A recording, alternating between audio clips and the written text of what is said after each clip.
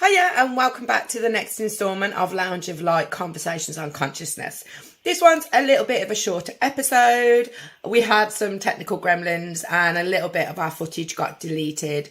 So this episode is only about 25 minutes. And it'd be really interesting to know actually what you prefer. Do you prefer the shorter episodes that are around 25 minutes, 30 minutes?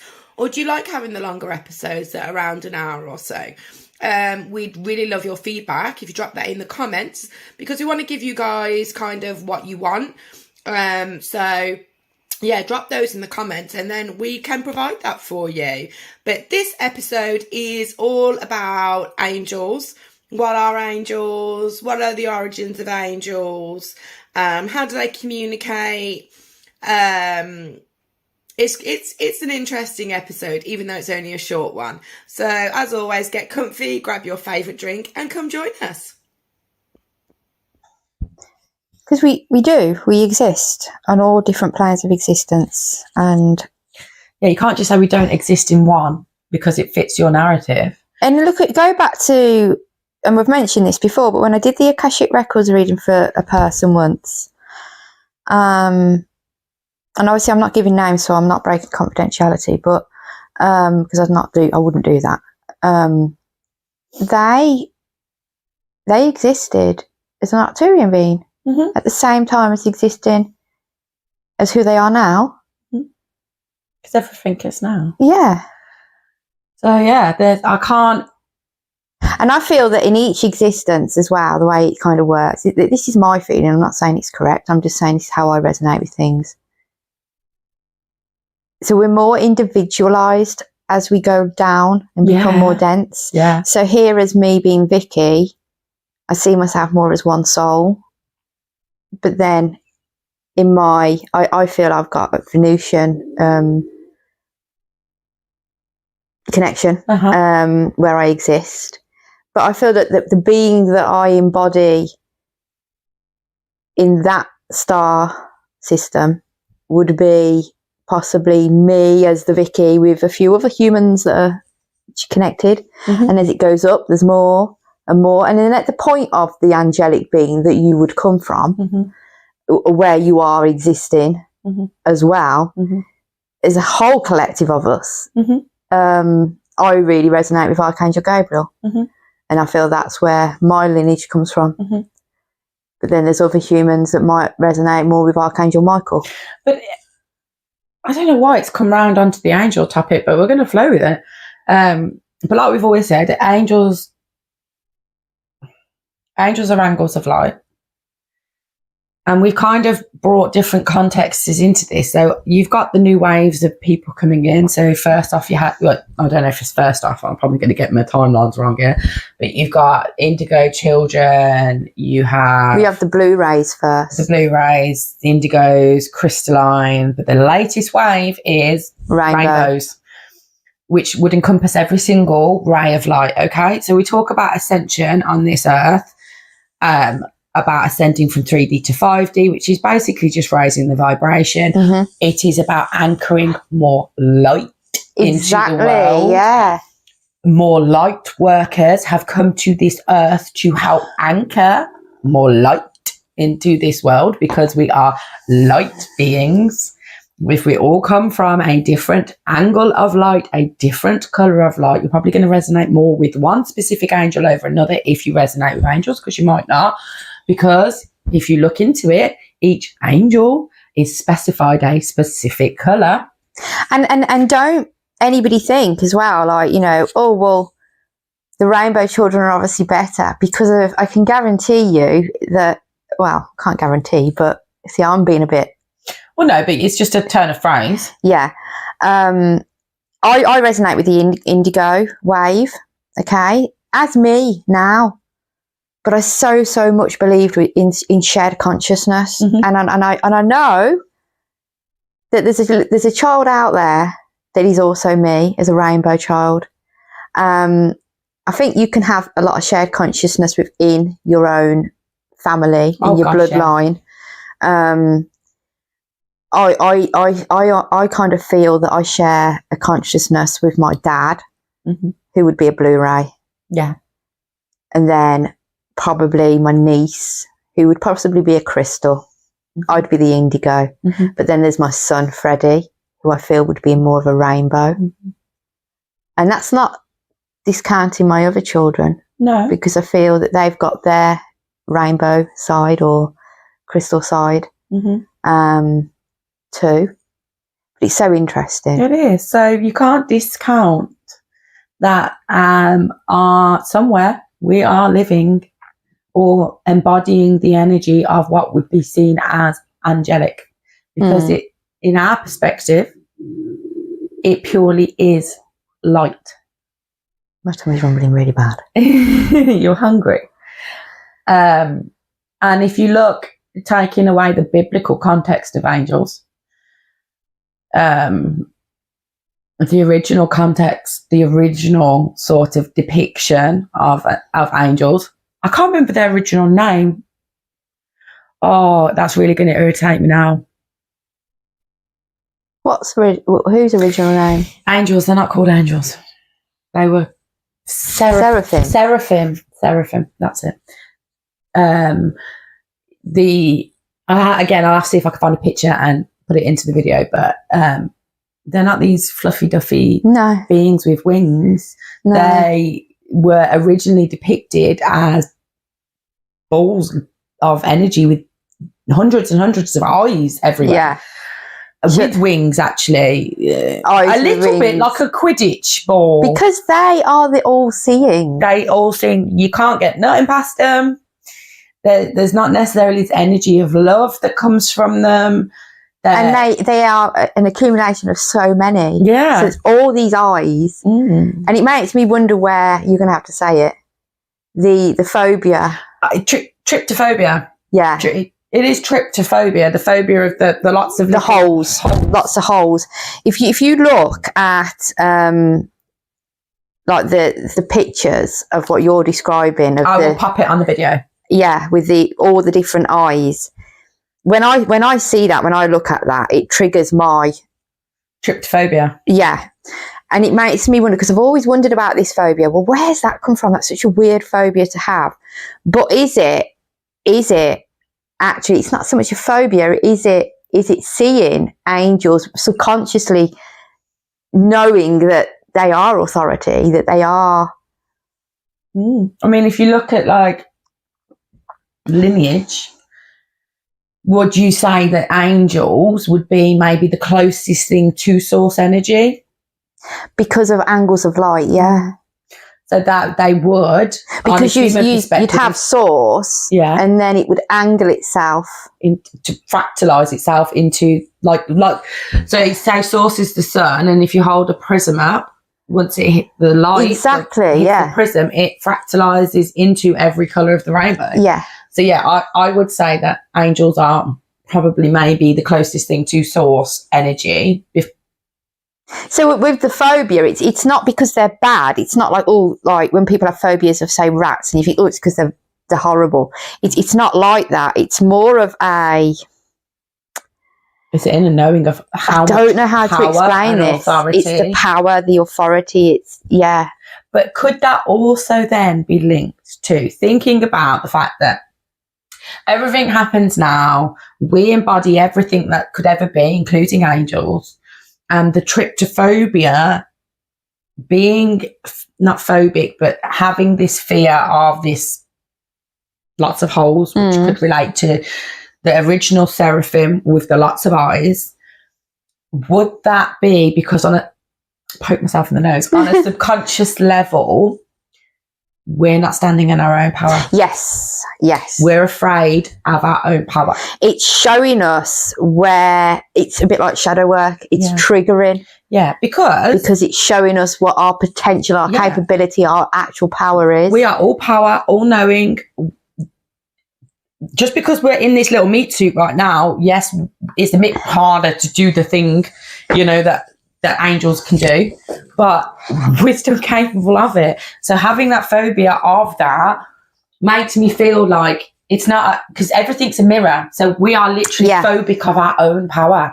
Oh my God. We have just hit some kind of nail on its head. that it does. It does make me feel that it's not. We're phobic of our own capability and our own power, and until we step into that, are you going to carry on with the tryptophobia? I would say, and I still get tryptophobia. I think it's right. I mean, I could be saying it could be a completely different phobia. But I know I really resonate with what you're saying. I hope other people do too. But I do still get it, and I feel that is because as well, and I know that I'm not fully in my power. I know I'm not. I'm getting there.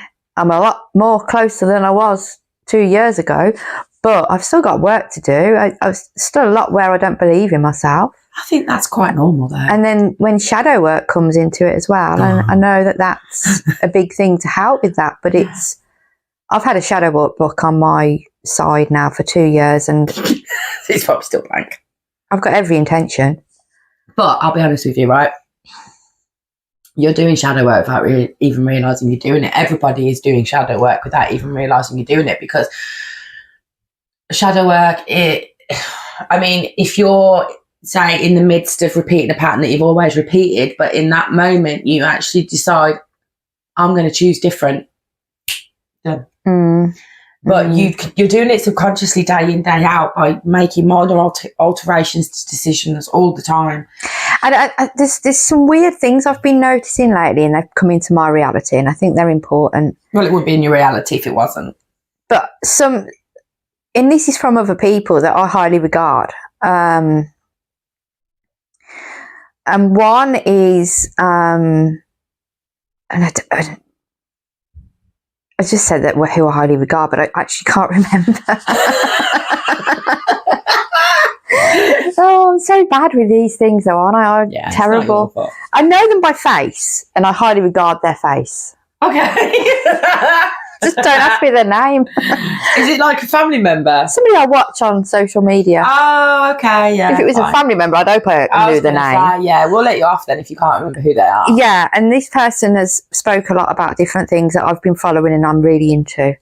And they should find their name out. They have mentioned a few times that, and I don't know the science behind this, but apparently when you're brave, each time that you are brave and that you make yourself do something that feels uncomfortable, but you are maybe scared of that thing, and you are brave and you go and do this thing that takes bravery, it's meant to do something in your body to heal you. Like a physical thing, not a mental healing. Like, so if you've got any kind of cancer going on, I'm not saying that if you've got cancer, then go and be brave and it'll be cured. I mean, but maybe before it becomes, you know, if you've got anything starting to go wrong, it heals it. Oh my God, I need to go and be brave in all types of ways. But then there's another person that I follow, and he says that dying is the constant pursuing of comfort. And that's why he promotes, say, cold showers. Okay. Because it's the constant pursuing of comfort that leads us closer to our death. And I resonate with that too. And those two things can go together, because that's interesting. If your comfort can lead to dying, but bravery can lead to healing. Yeah, I can see. I was sitting there thinking, how is that can be, but then you've just said that. But if you think about both of them then together, and then think of the tryptophobia. Yes, and the angels who are authoritative, maybe actually doing our shadow work has a connection to the angels, and we are connecting in with them and allowing the discomfort in that can lead to healing. And because it is true, like you were saying, like comfort leads to death, and I was like, hang on, huh? But it is true, like if you stay in your comfort zone, you never grow, ever. You just stagnate in a comfort zone. And what happens when you stagnate? You don't. But also, pond. There's no fish in a stagnant pond. But also, if you're just stagnating, what are you actually then contributing to the simulation? Wouldn't the simulation think, well, if we need to get rid of some people, Do the stagnant ones? Well, I'll joyfully argue on this point. Okay. Surely the simulation would like stagnancy. The more stagnant, the better. No growth, no ascension, no nothing. Stagnate in your little stagnant pond with no oxygen. I don't know, because I think there's two sides. I don't know. I'm just saying. Maybe, yeah. But then I do think also that the simulation... No, I don't know. Yeah, I get what you're saying. I do get what you're saying. I mean, I can agree with you to a degree, but for me personally, I think if the simulation... But the simulation can be really helpful, because the simulation gives us angel numbers. So it depends what side of the simulation you're looking at. Because it talks to us. It gives us angel numbers. It also wraps up entities in fluffy clothes to be great Uncle Ted. Do you know what I mean? It does that too. But it gives us clues. It does, but hang on. Is it the simulation giving you clues?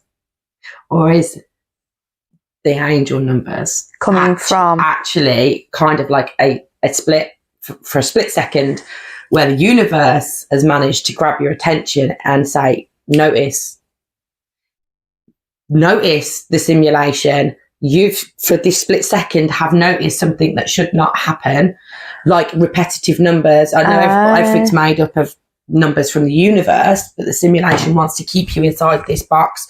You don't grow. You're not open to the possibilities that could be. For a split second, when you see that angel number, the universe is like, hello, I've got your attention.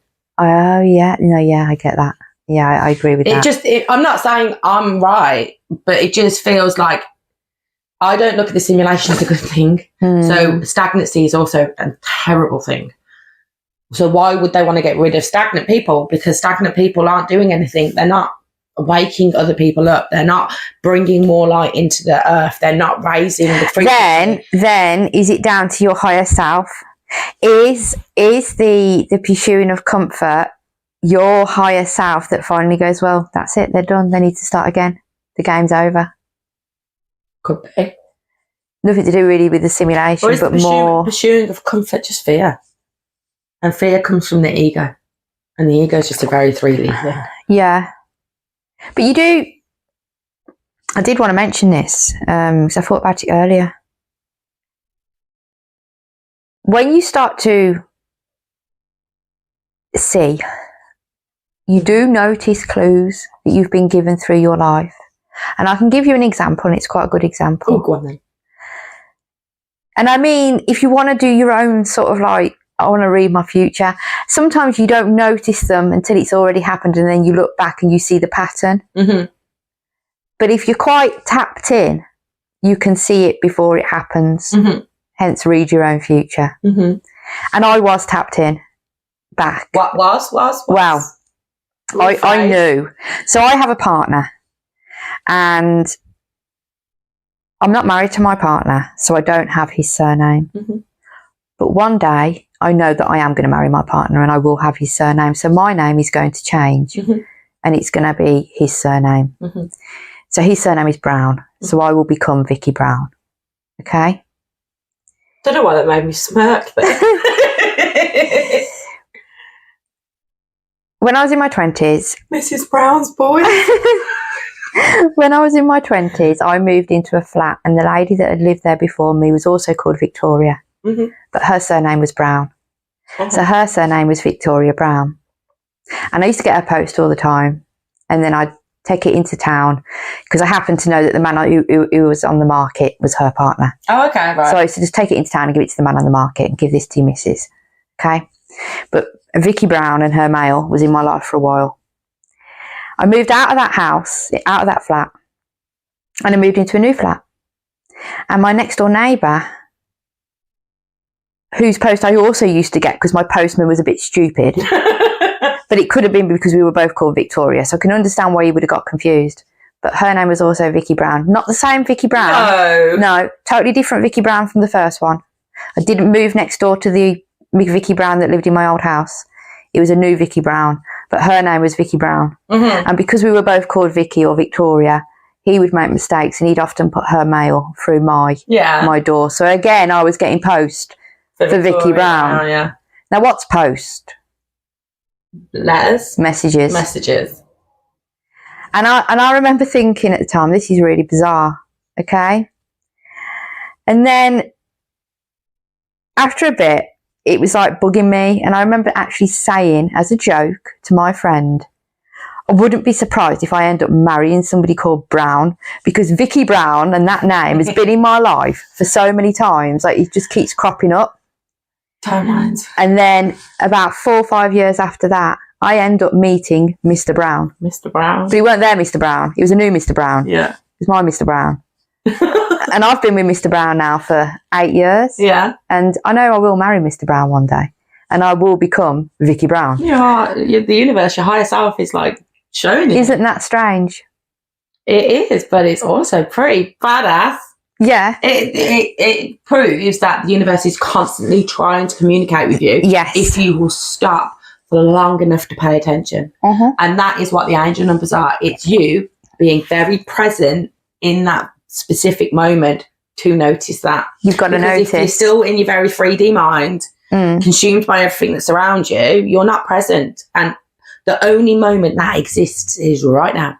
Yeah. So you can choose to be present right now and receive information, or you can not be present and miss everything. Yeah. And that's why it's like everyone says how important it is to be present in the moment.